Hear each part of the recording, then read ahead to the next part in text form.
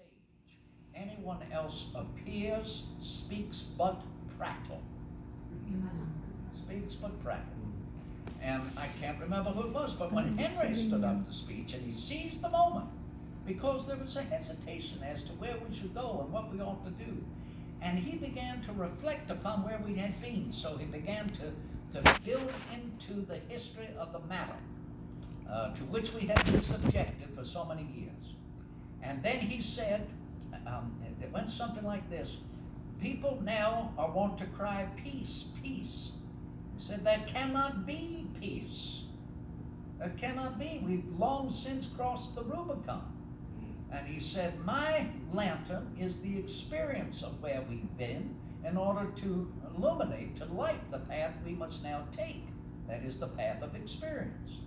And he says, and I care not what path others may take, but as for me, give me liberty. And he raised his hand in the air, or give me death. Now, you know, Henry was prone to histrionics. And I'm going to tell you, that's how he won many a jury. Histrionics. I'm going to tell you an occasion. Now, I'd known him for a long, long time, so I speak from experience. My experience with Henry. I thought one of the times that he was up speechifying, I would just close my eyes and not watch him. Just close them and think. Think about what he is saying. Hear his words distinctly. Hear how he moves and constructs his sentences, one to follow the next, the other to follow the other, just like that, and think about what sense he is making and the direction in which he's moving, clear of any gesticulations. And I'm going to tell you, after 20 minutes, as I have written, I opened my eyes and realized that I had not understood a damn thing he had said. And that's exactly what I wrote. And he was absolutely mesmerizing, as I said earlier, like Dr. Mesmer. You know, he kindly referred to me as the pen of the American Revolution. But truly, I say this, regardless of what I just said a moment ago, he was the voice. And I do not know what we would have done without him. But when he drew his arm, I care not what path others may take, but ask me, give me liberty or give me death.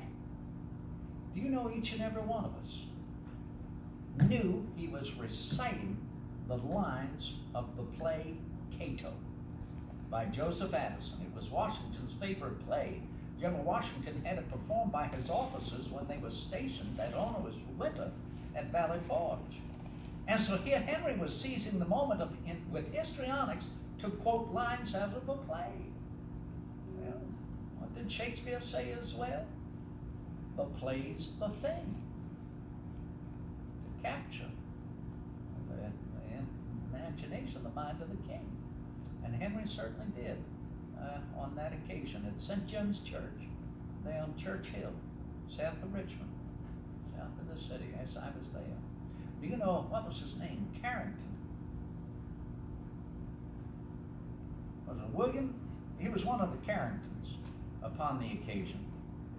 And he stood or turned to several of the gentlemen seated in my particular pew, and I heard him say, when I shed my mortal coil, I'm going to be buried right outside that window where Henry was just now standing. And you know he was. When he died, they prepared a grave for him right outside the window where Henry had been standing within, giving that what truly has become a most immortal speech. I'll never forget when I first met Henry. I was on my way to Williamsburg. It was my first ride there to attend the Old Road College of William & Mary. It was the winter of 1759 and 60. And within a day's ride or so from Williamsburg, I found myself at Colonel Nat Dandridge plantation. Colonel Nathaniel Dandridge was Mrs. Washington's brother, and he had a very fine holding there in Hanover. And it was Christmas time.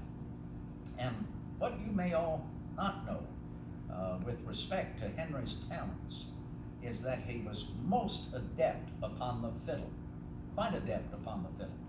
And he provided his artistry nearly every evening after supper. And it was